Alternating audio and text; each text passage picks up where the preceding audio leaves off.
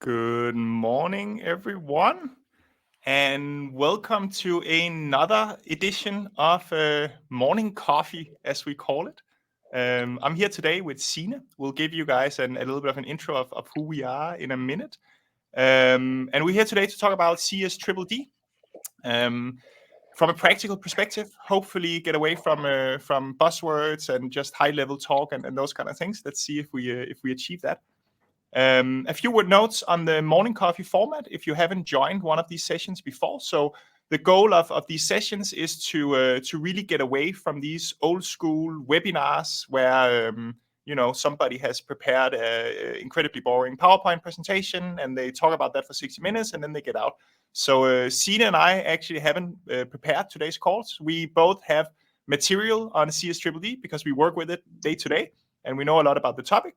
And then we want to go through that. And I think our goal is to get really, really practical. We are probably not going to be telling you all of the facts about, when is it starting and, who's affected and all of these things, because you can Google yourself to that in 2 minutes. We will talk about the exciting things about how do you actually make that work. So that's the goal. And it's interactive, so we can see your comments. I believe there's a little bit of a time lag. So I think it takes like 30 seconds, 45 seconds from you writing a comment on LinkedIn to it showing up on our screen. But feel free to just kind of comment along the way so we can have an interactive talk. That's really the goal.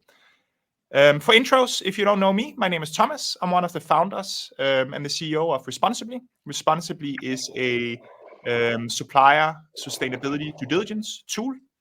We use technology to essentially understand how sustainable your suppliers are. And as you'll probably notice as we go through today, I have a long background in entrepreneurship, building digital products, but I started my career in consulting, and that means that I'm still damaged, I think, from my early consulting days. So I really like structure, and that's what really helps me kind of navigate CSDDD today. And Signe is joining us, and I'm super excited about that. Signe, can you tell who are you? Yes, thank you, and thank you for having me. As you mentioned, my name is Signe, and I've been working with corporate responsibility for around 13 or 14 years. And the last 4 years, I've been working as an independent consultant, where my main focus is to help companies understand and implement sustainability due diligence, responsible value chains, and now also the regulations and the directives coming from the EU.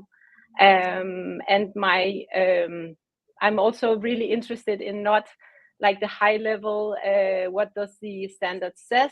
Of course, that's important to know, but also then what do you start out with, and what comes next, and how can you do that, and what are the challenges, and so on. So I'm also really been looking forward to this talk today. Fantastic. And we just had by the way, we're sitting at the same place, right? We're just in 2 different meeting rooms because we thought that might give you guys a better experience. But we just had a big rant about how annoying it is to read all of these compliance documentations, especially CSRD. We did another morning coffee on that. That's terrible. That's thousands of pages. I think, CSDDD, we agreed, is a little bit easier so you can get through it, but still, it's legal language, it's heavy. So let's see if we can boil it down to what actually makes sense. Signe, why don't you take us a little bit through, what CSDDD is, and then we'll take it from there. Yeah. I'll help you here. You'll click my slides. Thanks a lot. Exactly. Yeah. So just a little bit of background intro to the directive before we get to the what is it in practice and how do you do it. So the directive is brand new. It was approved this summer, but the content of the directive is not a new concept at all. It originates from the international guidelines, the OECD guidelines, and the UN guiding principles, dating all the way back to 2011. And these 2 standard documents have since been serving as kind of the recognized approach to responsible business conduct and responsibility. It's been kind of the starting point and what has been recognized as the go-to documents on a global level. And then in the middle of the slide, you see another publication from the OECD that was published in 2018. because I think it's quite obvious if you read the first two documents on the UN Guiding Principles and the OECD guidelines for multinational enterprises. It's not easy to just take these documents and then just implement what you need to do. So OECD, they published a more practical guidance where they present the 6-step approach to due diligence, which is like kind of an ongoing approach that describes what companies should do when they work with responsible business conduct. And based on these documents, we now have the Corporate Sustainability Due Diligence Directive, the CSDDD, and the directive is structured around this 6 steps due diligence process. And it also really underlines the importance of meaningful stakeholder engagement throughout the process. And then in the directive, there is also an article saying that companies need to put into effect a climate transition plan for their company. So this is kind of the starting point, knowing that it's not a new concept at all, and many companies are already working with these international standards and guidelines. But I saw a publication from the World Benchmarking Alliance where they have kind of measured the top 2,000 companies in the world and where they are in the implementation of these guidelines. And I think it was around 9% that has actually fully implemented the international standards on responsible business conduct. So even though you as a company has started, then therefore almost all companies, or at least a lot of companies, there is still a long way to go. And now we have this directive where it really describes what are the shells, like what must you do and what is recommended, both in the wording of should and may. So it's like there's a lot of information in the directive, but of course it's important to be aware of what are the specific requirements now. And I think we'll talk about it a little bit later, I know, but and maybe we'll do a separate session on this kind of OECD framework as well, right? Because it's behind, since due to kind of the time line here, it's behind all of the legislation behind the sustainable due diligence, right? So you'll see it referred to again and again and again. One of the things I think we'll also want to discuss, which is one of my pet peeves, is that, what in the world is responsible business conduct? Because, it's so broad, and all of these different regulations define it differently. So we'll dive a little bit into that on CSDDD as well. But super interesting. And actually what you said now, that these international guidelines and the 6 steps process is something that is central in a lot of different legislations, both on an EU level and on a national level, is actually the perfect keyword to going on to the next slide. Because we have the CSDDD where due diligence is obviously central. But then we also have the CSRD, that's a reporting directive. So it's not a conduct directive where you are obligated to act. But in the CSRD, you are obligated to report on how you do your due diligence, aligned with the 6-step process. So here, if you implement and work from this 6-step process, this is actually also something that directly one-to-one will help you when you do your CSRD reporting. And then also with the German Supply Chain Act, which I know that you have been working with quite a lot, Thomas, there's this, the 6 steps due diligence process is also relevant. And then we have the Norwegian Transparency Act, where that also builds on OECD and the 6 steps process. So if you as a company take on this approach in a very practical way, it actually helps you to comply with these different pieces of national and EU legislation. And it's actually also relevant in terms of the deforestation regulations and the new forced labor ban regulation that is also on the way from the EU. And we have the conflict mineral that we also just talked about before we went live. So it's this like understanding this 6 steps approach, and also what it means in your company, how you can start and how you can implement, is really critical to like conquer all these legislations on the one hand, and then also making sure that it's not a compliance exercise, but that you actually have a positive impact and change the way your company is related to human rights and environment, for example. And by the way, we have a comment here whether we can share the slides later. Absolutely. So we'll do that so you can get access to them as well. So don't try to you don't need to copy down all of the words on the slides. We can just share them. That's fine. Awesome. And I think there's a lot of interesting nuances here, right? So I think one nuance, I don't know if you've heard that, Signe, but I talked to kind of one of the leading German law houses that we've been working with on the LkSG, the German Supply Chain Act.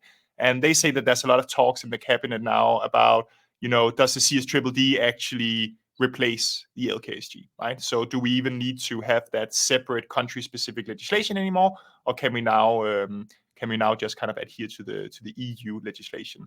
So let's see how the landscape evolves over time, but we might also see a little bit of a consolidation happening at some point. Yeah, and I think one important, at least from my perspective, difference between the new CSDDD and the German Supply Chain Act is, at least from my understanding, in the German Supply Chain Act, there is a lot of focus on tier 1 suppliers. But and I will also get back to that in a minute, in the CSDDD, there is much more focus on like a broad view on your total supply chain, and then you should point your interests and your efforts towards where the risks are most severe and most likely. So at least from what I've heard on an EU level, there is quite a difference in the way that companies should look at their supply chain. Yeah. Okay, that's actually interesting. Let's double click a little bit on that, because I know in the Norwegian Transparency Act, it's very focused on sub-tier suppliers as well. So the suppliers of your suppliers, which is obviously a very, very hard problem. Is CSDDD as explicit about kind of you needing to also understand who the suppliers of your suppliers are? Yes, as I understand it, I know that like the EU has said that they will publish, is it 12 or 15 different pieces of guidance on the CSDDD, for example, what this risk-based approach means. But at least from my understanding, then like companies should focus where the risks are most severe, like most grave, or has the biggest impact on people or the environment, and also where they're most likely to occur. So for example, if you're a company located in Denmark and you have a lot of Danish suppliers, then it does not make sense to focus all your efforts. If that's not where the risks lie, then you should go further in the supply chain, either through your suppliers or directly if that is possible, and then focus your efforts and address the risks where it actually is most relevant in terms of like reaching the goal of the directive, which is to not harm people and the environment. Okay, interesting. Yeah. I think one of the things that's also just interesting when we're on this slide where we're looking across regulations is that, at the end of the day, we're talking about doing due diligence of your suppliers, right? And that's why the OECD ties everything together. And that's why I also think it's very important that, you guys view it a little bit holistically. Now we need to do due diligence. That involves kind of having a procurement element, the ones that are dealing with suppliers. It involves kind of collecting information, doing risk analyses, and these kind of things. But then whether we're talking the German Supply Chain Act, the CSDDD, Transparency Act, specific regulations like the Modern Slavery Act or deforestation or these kind of things, it's all kind of facets of the same sort of process, right? That's at least my opinion, right? That you need to really kind of approach this holistically. Sure, what are we exposed for? But at the end of the day, like CSRD is saying, what's material in my supply chain? And then you need a due diligence approach around that you can then sort of distribute across reporting for these different regulations. Yes, I agree. Otherwise, it's just too much, right? If you suddenly need people on each of these regulation and your suppliers gets God forbid, a different questionnaire in every one of them, it's not a good outcome. Yeah. Yeah, exactly. And it also it's also good as a company to know where that you should focus on the needed processes, and then that should be, of course, there are differences in whether you are maybe dealing with health and safety or forced labor or whatever, but that the process and the starting point can be the same. Also, how you embed in your all the processes in your company, that it should build on the same processes. Otherwise, it's impossible, I would say, to keep track and to actually live up to all the requirements. 100%. And we'll talk a little bit more about those in a bit, because I believe your next slide is on the OECD process. But another thing I wanted to highlight here, which I found a little bit confusing, that may be confusing to some at least, is that I'm razor focused on procurement, right? Because at the end of the day, who deals with your supply chain? At least if you're a large organization, it's your procurement or your sourcing team. Now it has this, and maybe this is too small for people to see, but you'll get the slide. But there's this kind of the second last row on who's in scope in this value chain, right? And they talk about upstream and downstream. Now it's very easy to look at that and think, okay, downstream, that must be my customers, not my suppliers. But customers are not in scope. Don't worry. I think what they are actually referring to here is that the downstream part of your supply chains is the suppliers that carry on warehousing, logistics, those kind of things to get the product out to your customers, right? So if you look at it from a value chain perspective, they sit downstream from you, not upstream, where the materials you're sourcing and so on. But at the end of the day, it's still your suppliers, right? So I think that's just important to note, that the customers are not in scope here. And then actually, and here I haven't taken the time yet to dive deep into it, Signe, so I'll ask you, maybe you know, maybe you don't know. But one of the things I found puzzling in the CSDDD is when we look at the explanation for which suppliers are in scope, I think you can almost make a conclusion that says it's like production, it's kind of everything that goes into my material, it's engineering, those kind of things. But is it indirect? Is it services suppliers? Is it your HR suppliers, your IT providers, those kind of things? Because it kind of says that it may not be. Again, I need to study it a little bit further, but I don't know if you have an opinion on this, Signe.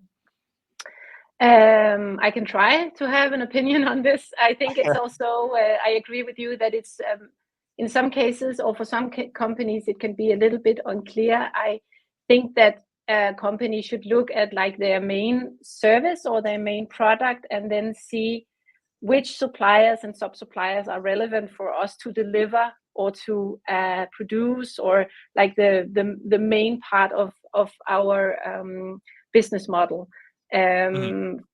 So I think that at least also from my understanding with the German Supply Chain Act, there is a lot of focus on all suppliers, and here it should mainly focus on the product or service that your company that is part of the company's business model.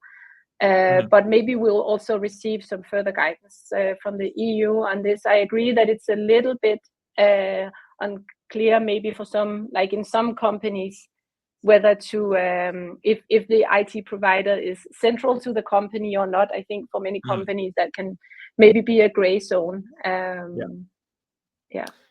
Yeah, 100%. And I think, again, that's just an interesting piece of information, because when you start handing this over to procurement may be responsible for all of your suppliers, right? But there might actually be a small distinction here. But let's see if we get more guidance on that.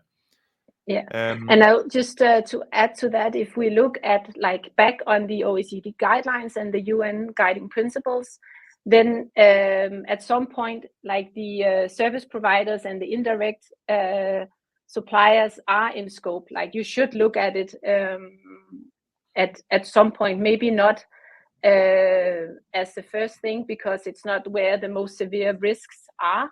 But at some point, it should be included in your due diligence process.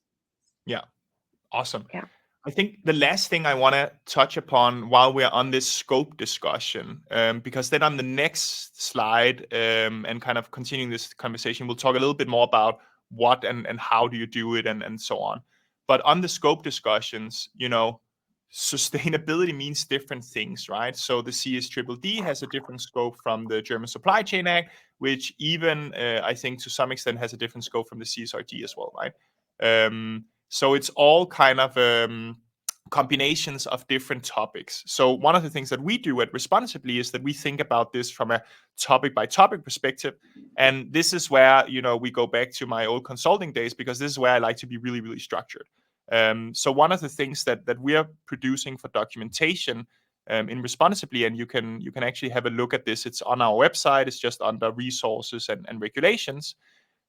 We are displaying the parts of the system that basically highlights which parameters is this specific piece of compliance actually addressing. So yeah, we're basically being super nerdy. We're going through the entire thing, all of the different annexes and paragraphs and so on. And then we're mapping them to different topics like workplace harassment, living wages, health and safety, and so on. But we're always providing a link to the actual, legal guidelines or law, so you can see what is actually being said about, in this case, workplace health and safety, right? And I think, again, this is important because sustainability is a very big topic. So this helps you understand what should I actually be thinking about in my supply chain. You can see here that according to us, it's 25 different ESG topics across different social and environmental topics. I'm not going to go through all of these because that's a little bit boring, but feel free to go in and have a play. That's very different from something like the German Supply Chain Act, which is a lot more focused. And I think that was part of the original definition of the LkSG, right? It was focused on the human side of things. And even when we talk about environmental topics, like, for example, pollution, it's defined in the context of saying, how the pollution has an effect on human beings, basically, right? So that's why, it's within the LkSG scope. Now, at the end of the day, it's a due diligence that needs to be done around a topic like living wages. Living wages is both in CSDDD, it's in LkSG, it's also mentioned in CSRD and so on, right? So it's the same topic that goes again and again. We shouldn't do separate pieces of due diligence.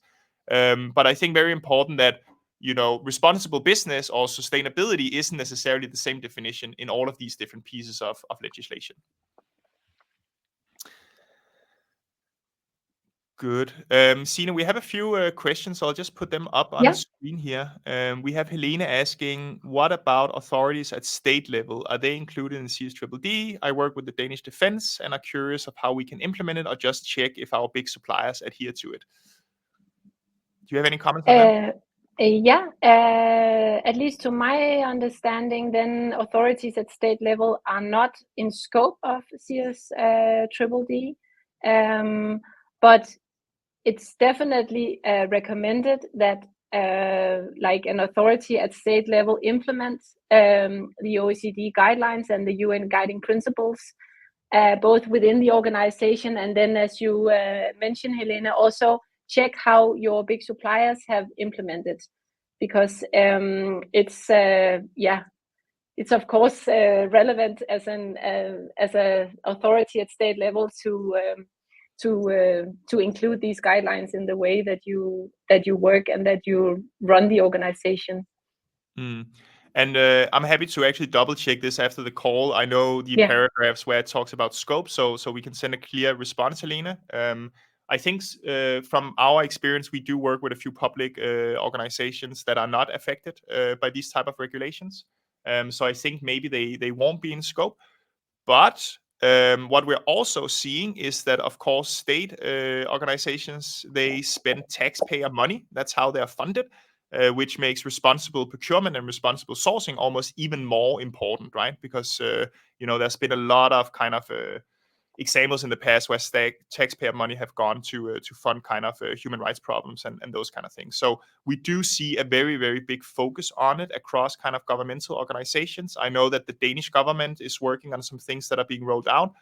Whether it goes to the Danish defense or not, I don't know. The Danish defense is, of course, specific in the needs from a procurement and risk and supply management angle, from a risk perspective. So it's very interesting, but I think regardless, you probably can't get away from there being responsible procurement obligations.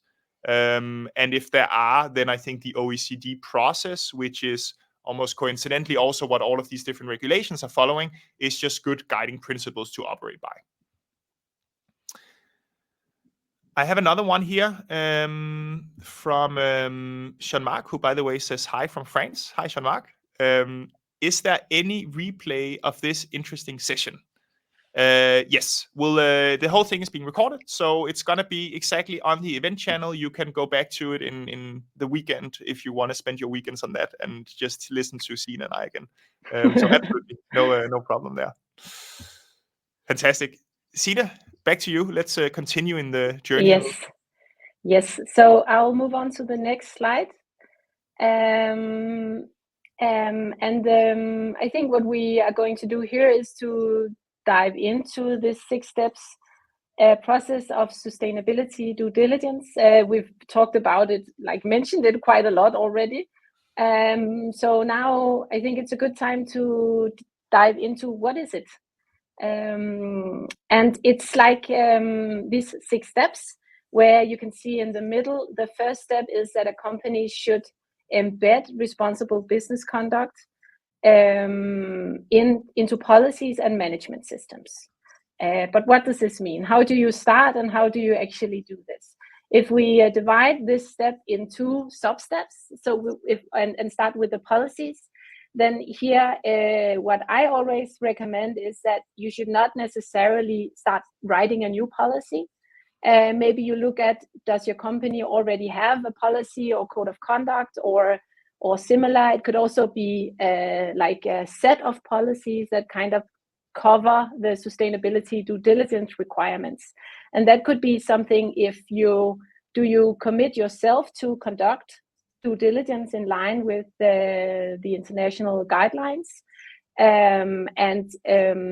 Do you distribute this policy internally? Do you have a code of conduct towards your suppliers? And what is the wording in this code of conduct? Do you also require your suppliers to conduct due diligence? It can be maybe for some suppliers at least difficult to understand a code of conduct where it says you need to conduct sustainability due diligence, because it can be quite difficult to know for the supplier as well. So then what do I actually need to do? So the points in the code of conduct could maybe be broken down to, do you have a health and safety policy, or do you have an HR policy, and how do you kind of integrate this within the organization? Do you assess your suppliers? Does the supplier assess the suppliers? And so on. So it could be broken down in the code of conduct, so maybe the supplier can more easily understand what is it that is required by me. And by the way, just interrupting there, Signe, because there's an interesting link to this. By the way, I don't like this OECD structure, but that's back to me being a little bit of a structure nerd, right? But in the kind of the CSDDD principles, they also talk about when you do engage that supplier, it's very important that you provide them information and you sort of educate them to understand what it is that actually we need to do, right? Because a lot of suppliers in the supply chain are small SMEs. They don't have the resources that the bigger companies and enterprises that are especially being targeted with this regulation have. So it's part of your obligation to also inform and educate your suppliers. As Signe just said, the code of conduct can form a basis for that, right? So you can attach kind of more descriptions on what do we actually need you to do, and get away from saying sustainability, because what is that even? And I think also just another comment, Signe, code of conducts are everywhere. I actually have it a little bit on my to-do list to see if I can at some point find some time to just provide a library of code of conducts that other people are using. So, don't reinvent the wheel. Everything from the International Labour Organization, etc. They have, or the Responsible Business Alliance and so on. They have kind of templates for how a code of conduct can look like. And obviously, all of the big enterprises, they've already written these ages ago, right? And they have big lawyers that are on it, helping them craft it and those kind of things. So don't reinvent the wheel, look for inspiration elsewhere. It's a very mature thing in most companies.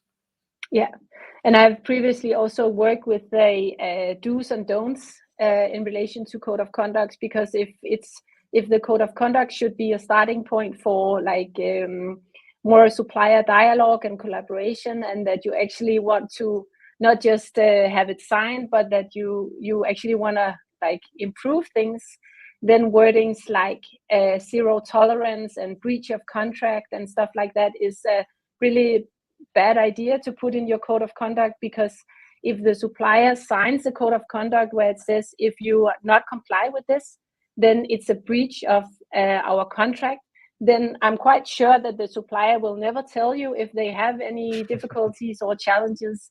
So it's actually, of course, you can take something that has already been made. There is really no point of inventing something that has already been written, but I would be quite detailed on what does it actually say, and do we as an organization actually understand what it is, what we are requiring from our suppliers. Yeah, that's a good point, Signe. And I think in that sense, we can also make a distinction between the contractual obligations that you have in your contract with your suppliers that, needs to have things into it, that you need to comply with our code of conduct, and we can ultimately terminate, and we have audit rights and those kind of things, right? So the CSDDD also talks a lot about contractual obligations, and you input those in your contract, but that can be separate from your actual policies and code of conducts, which again might be read by different people, right? So I think that's a good point. This is all about human, behavior, human to human communication. If we are too hostile, it's never going to be shared. I have this funny example from my previous company in Australia, where we built a platform for logistics, trucking companies essentially. So we helped the kind of big companies connect with thousands of small companies to ship their freight and move it across Australia. And one of the things we did there was that there's a bunch of kind of certification and documentation you can get your hands on with trucking companies in Australia that tells you a little bit about, health and safety obligations, safety requirements, those kind of things. Now, it's not required that you as a buyer have a look at those. It's sort of like almost a nice to have, right? And we would be collecting them and picking them up because we were like, this is a nice service. But we would be talking with some buyers that were like, we would actually rather not know whether or not they have this certification, because then we have this opportunity to just deny, right? Oh, we didn't know. Whereas if we told them that we couldn't find it, and we told them when we could find it, then that could actually be a problem. So obviously a terrible consequence, that's not how you want to operate your business, but it's just back to that kind of human principles of saying, if there is, in the code of conduct, very, very hostile language, then the suppliers, might not even want to disclose anything to you in the first place, right? And I guess back to the CSDDD, if something happens, yes, you have a responsibility to start working on it, but there's not like a straight line, and we can talk a little bit about that, between something happens, now I need to terminate the relationship with a supplier. Actually, I think I have a slide on it. Let me just quickly show Signe. So we're jumping a little bit back and forth here. Sorry for that. But we have this documentation here in Responsibly. If you look at the bottom point here, when we talk about supplier termination. So, again, if something happens, you are kind of obligated to start engaging the supplier before terminating it, right? There's also some discussions about, okay, do you need to fully mitigate the impact, or can you just minimize it, right? So it's not always kind of feasible to just kind of completely eliminate it. And there's also some discussion about saying, hey, assess whether are you actually going to make the problem worse by terminating the contract, because obviously a lot of human rights issues arise out of poverty. If there's no child labor in your factory, where are those children going to go? It's the family that's poor at the end of the day. That's why they're working. It's not black and white, even though we like to just say no child labor, please, at all. There's typically no choice for these families. So again, it's not black and white in the CSDDD either. So don't necessarily make it black and white in your guiding documents. But you should, of course, have the option to terminate in your contractual clauses.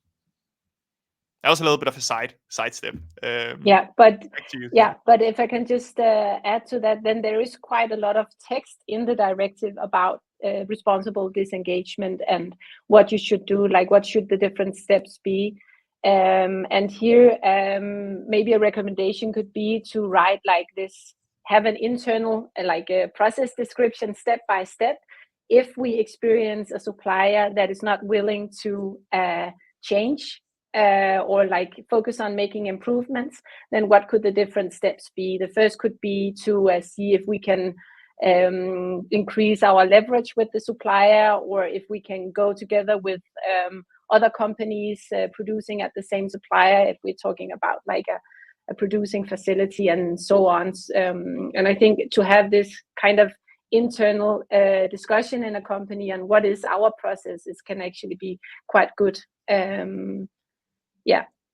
100%. Yeah, especially because, at the end of the day, these responsibilities are being delegated to category managers, procurement managers, sourcing managers, and those kind of things, right? So if you are a very large organization, that might be a lot of people to educate about these things as well. So it's just nice to have some guidelines written up. Yeah, exactly. All right. So I will dive a bit into this embed in management systems as well, because what does that mean?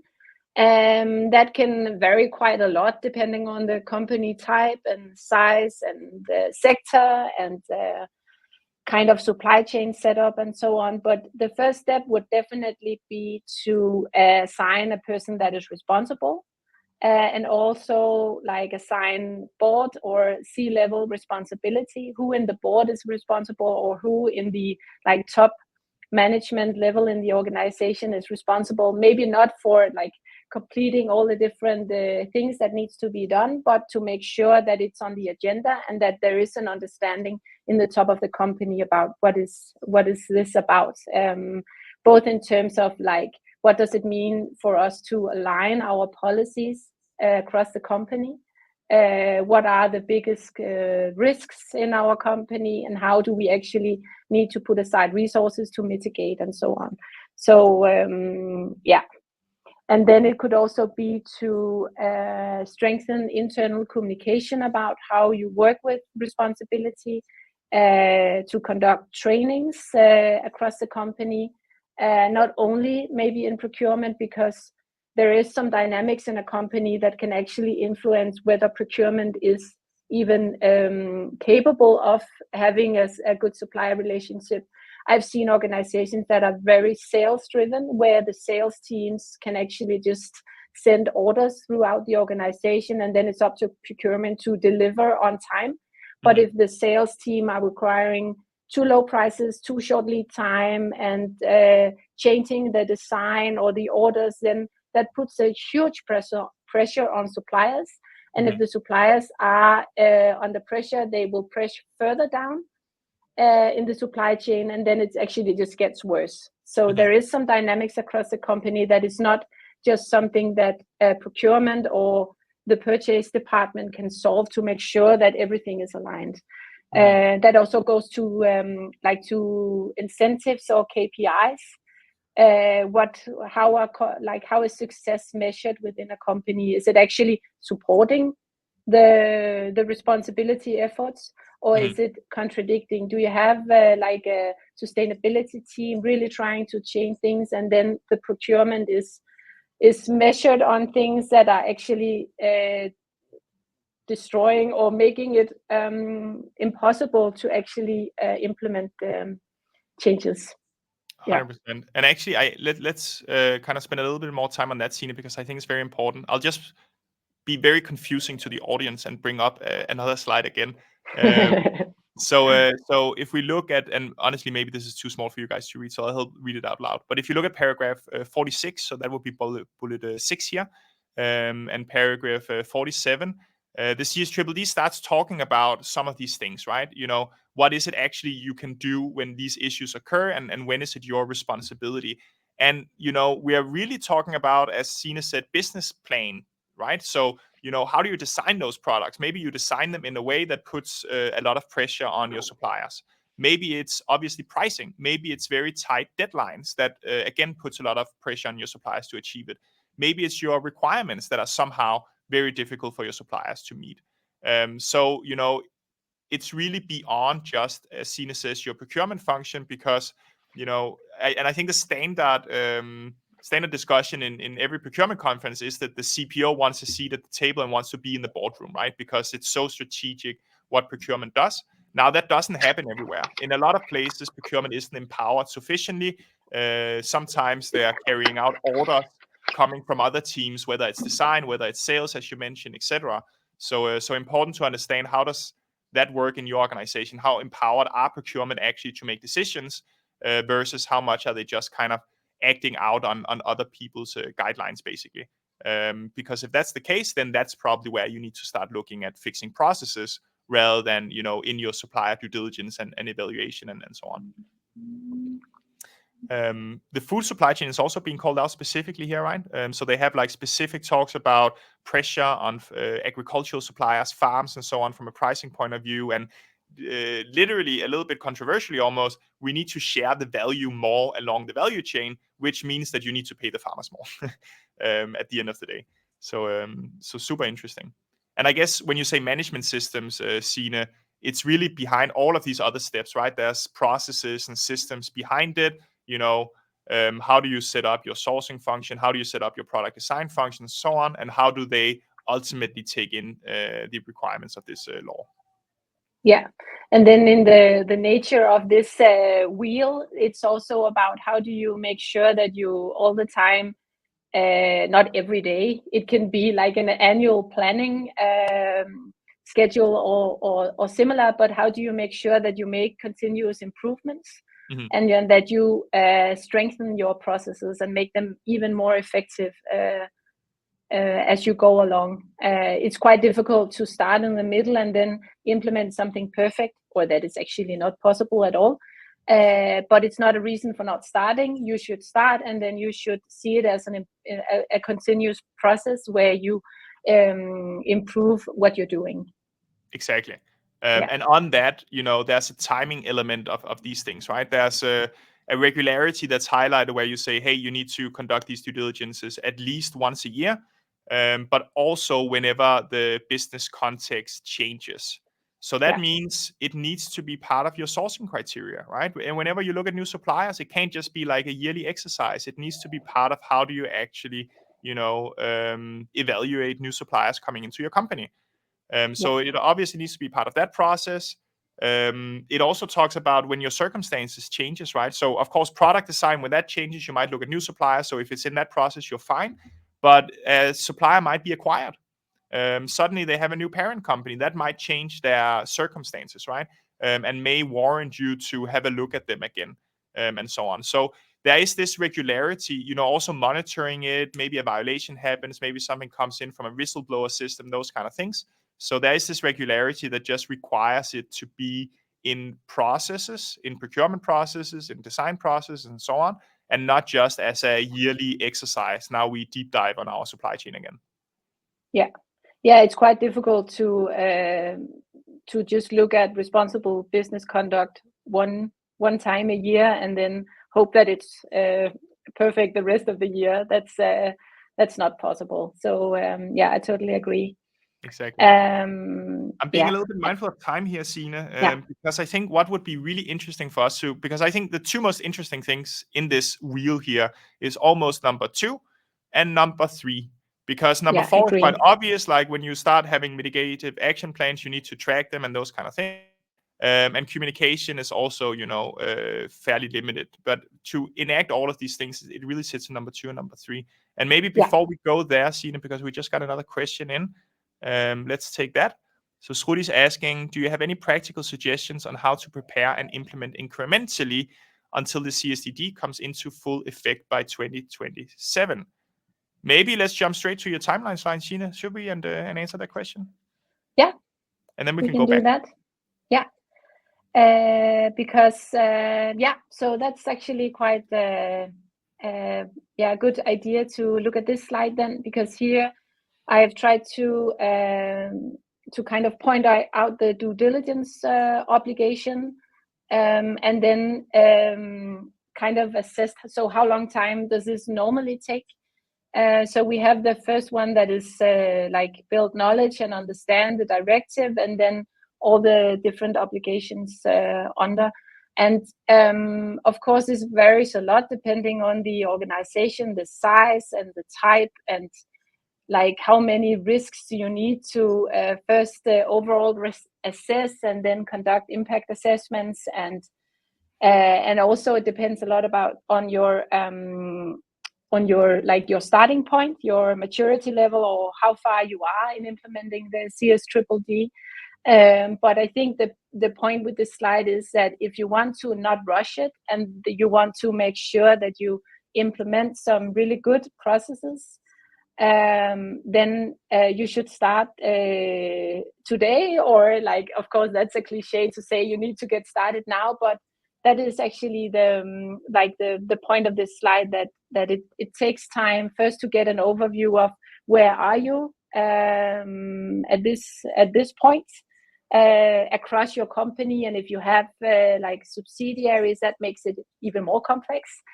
And then see, okay, where are our gaps or our risks of non-compliance? Do we have the right documentation in place? And then build like an implementation plan from there, where you look at the different obligations and what do we then need to do to be in compliance. And then, of course, in that process, remember that it should not, like, it brings no value if it's just a compliance exercise. You need to kind of have the overall aim in your head when you do this planning process. Yeah. Does that answer the question? If not, then you're welcome to come with a follow-up question in the chat. Yeah, and I think maybe just to add on it, so and then maybe some of these timelines I'd probably challenge a little bit. I think we can do a risk assessment in a week or so. But I think, you know, what really takes time, like, and there's a question from Philip that we'll take in a little bit, how software providers can help. But what really takes time here is the mushy stuff, right? It's not doing the due diligence of your suppliers and finding out what the baseline is, and, you know, finding out the status quo and so on. Yes, that can take time if you're not doing it digitally, God forbid. But if you are doing it digitally, then that can happen very, very fast. And we can help you with that. But what actually takes a lot of time is, one, the supplier side of things. So whenever you start engaging your suppliers, that's just a whole can of worms you're getting into, right? And there's a lot of best practices on when should you do it and when should you not do it. Please don't start sending out questionnaires that ask about everything to all of your suppliers, because you're not going to get responses back, and so on. But there is this supplier involvement element, right? Training, educating, getting more information, working with them to resolve issues and so on. And that's a process that takes a long time. And it might also be something that your suppliers needs to get used to, right? So if you're suddenly like a week before a deadline and then you start that process, you are, I don't want to swear here, but you're not doing very good, right? So those things needs to be started in good time, you know, including the supplier in the process, finding out what is it actually you need to do. And then I think the second thing that also just takes a lot of time is the process part of things that we just talked about, right? You know, your procurement team. Let's say we need to now start taking sustainability into account in every sourcing decision. Well, how is that going to work? What systems are they operating in today? What workflows are they operating in today? How are we going to weigh sustainability next to price and quality? You know, all of those things. That's a piece of work that takes time. It might be a piece of work that you're already working on, given that sustainable sourcing is in so many other pieces of, you know, regulatory requirements. And then it's simply about expanding the scope to the CSDDD scope. But if you're not, and this is the first time you're really looking at these topics, don't underestimate how much it takes to roll this out across your organization, just from a human side, not from a data perspective. Yeah, and especially also with that you need as an organization to conduct meaningful stakeholder engagement throughout the process. That is also something that takes a long time. Mm-hmm. Yeah, so definitely our recommendation is to get started. Yeah, and we have another question here from Philip, and with that, actually, I suggest we just have a little bit of a look at the due diligence kind of slide here again. So Philip is asking, how does software actually help with the CSDDD? This goes way beyond calculating high-level risk scores, as a lot of German LkSG software providers do. Absolutely, Philip, I can have a rant about this for the next 30 minutes, but nobody's probably interested in that. What I will say is that, what's complex about supply chain due diligence is really step 2 and step 3 here. And the reason it's complex is that the supply chain is massive, right? And honestly, it's massive even if you just have 100 suppliers, because that probably means you don't have a lot of resources to, evaluate and work with those 100 suppliers. But we are working with companies that have up to 100,000 suppliers. So, obviously, even if you just spend 5 minutes for every one of those 100,000 suppliers per year, it's a lot of minutes, right? So you need an army of people to start working on this. And that's really where software is absolutely necessary, because the supply chain is so fragmented, because it's so massive. You need a tool that can help you, do the risk assessment. But honestly, it's more than risk assessment, right? Because we're talking about risk. It's very easy to look at, what countries are they in, what industries are they in, and so on. But it's really beyond that. You need to monitor whether there's been violations. You need to have a look at, are they taking any action from a preventative side of things? Maybe they already have code of conducts in the place. Maybe they're already certified. Maybe they're already going through audits and these kind of things. Then there's this whole supplier engagement side of things. How do you do that in a scalable and responsible way? Just kind of putting this slide up here again, because there is quite a lot of kind of talk about engagement. And as you also said, Signe, they're very kind of focused on, restrain yourself to not, reach out to all suppliers that are not at risk and those kind of things, right? So just like the LkSG is, the CSDDD is also extremely conscious about the burden we put on our suppliers, because obviously, if we put too big of a burden, we're just not going to get anywhere. So it just kind of, it's not even about being nice to the suppliers. It's just about being pragmatic, because if we start spamming them, we're not going to get any information back. We get stuck.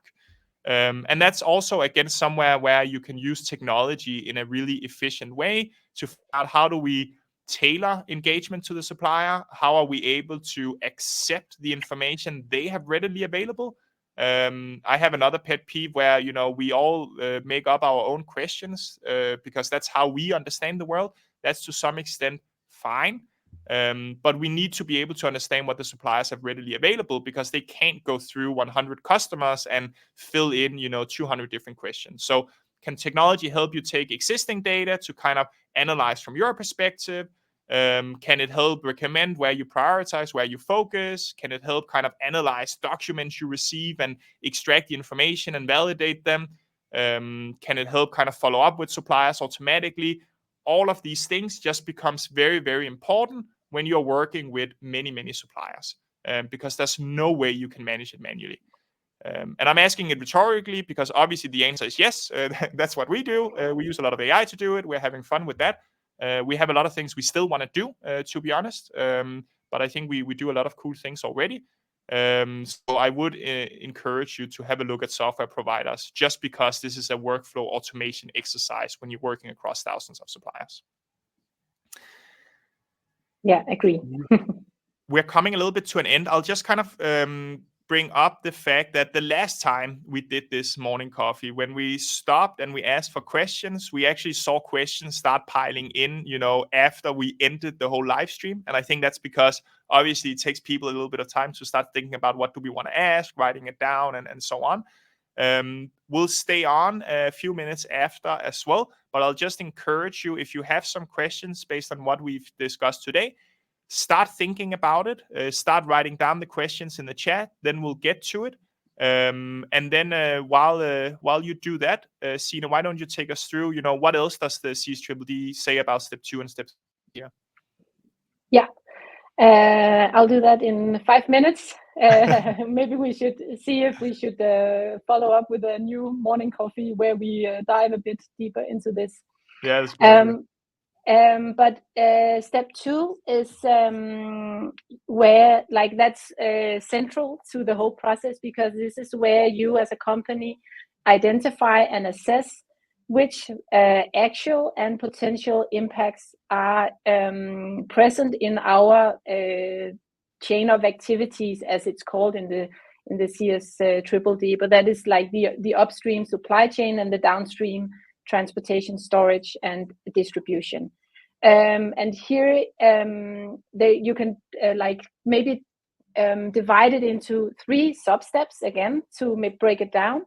The first one is to like make a general assessment and identify based on country risk factors, sector risks, like which risks are related to the processes involved with your products, the materials, and your like own operations, and so on. So you it's here where you can use like online available resources, different risk sector guidances, and so on. And I think that for many companies, this process can be a bit similar to the CSRD, where you do your materiality assessment. And here we talk about impact materiality assessment. So you get an idea of what are the risks for our company. At least if you've done the materiality assessment, it can be like a direct input to this assessment. And then based on this overall assessment, you as a company need to assess where are risks most severe and most likely to occur. And then based on that, you should do in-depth assessments where you look even further into what are the specific risks, what are the reasons behind the risks, like what is the root cause, and so on. So it's like a 3-step approach where you first do a general, and then you do in-depth assessment, and then based on that, you do like a prioritization of, so what should we address first based on severity and likelihood. Yes. And let's just pause on that a little bit, Signe, because I think prioritization is really important. And you also mentioned that it's related to CSRD, and it really is. I think the one thing with CSRD is that a lot of companies, they've done it very high level. We're in the healthcare industry. This is the materiality of our industry. So that's kind of what we need to deep dive on. I just fundamentally disagree with that. I think materiality sits on an individual supplier level rather than on your company level, because you will be buying from many different industries, many different countries, those kind of things. But that's, again, a little bit of a pet peeve aside. When we talk about prioritization, the CSDDD is quite specific on it, and honestly, it's the same as the LkSG. They're very pragmatic because you can't do anything or everything from day one, right? So just kind of pulling up some very specific things that they're saying here. Let's move to the prioritization. So the first one is, one, you're simply not liable if you haven't been able to not lower prioritization items, right?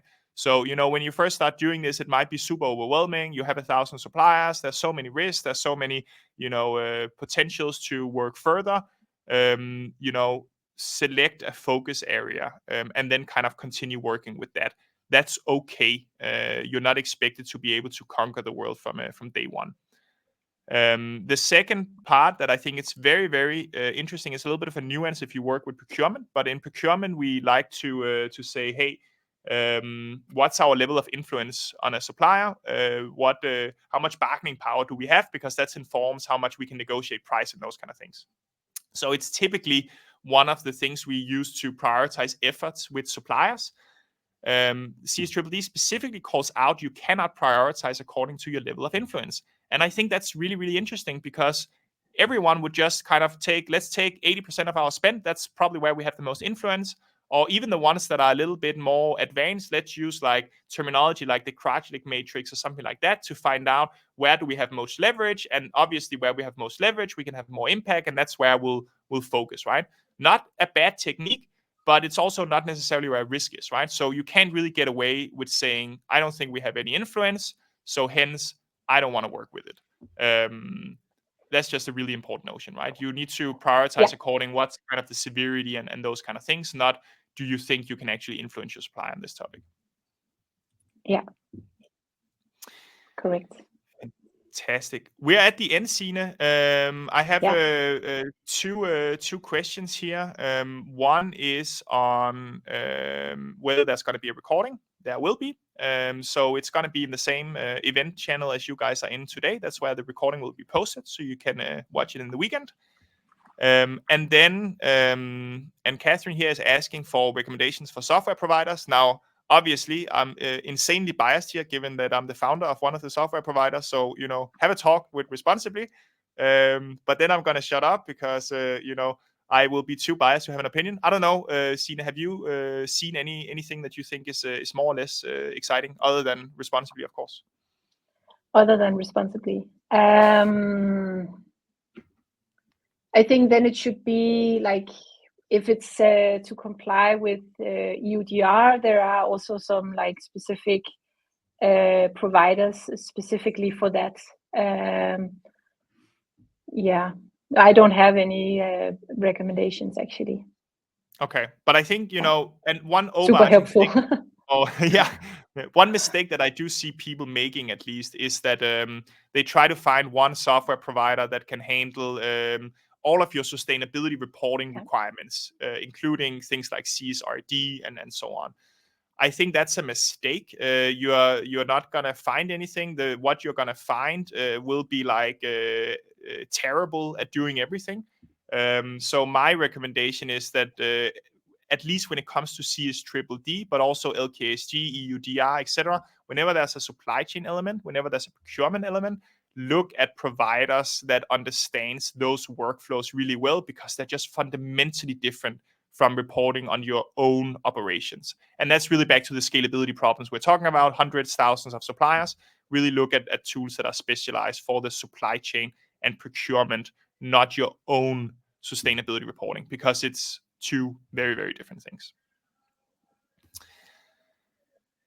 Fantastic. Signe, we're at time, but in case there's a question or two more coming in, anything that you think that that we didn't mention today that would be helpful? Let me think.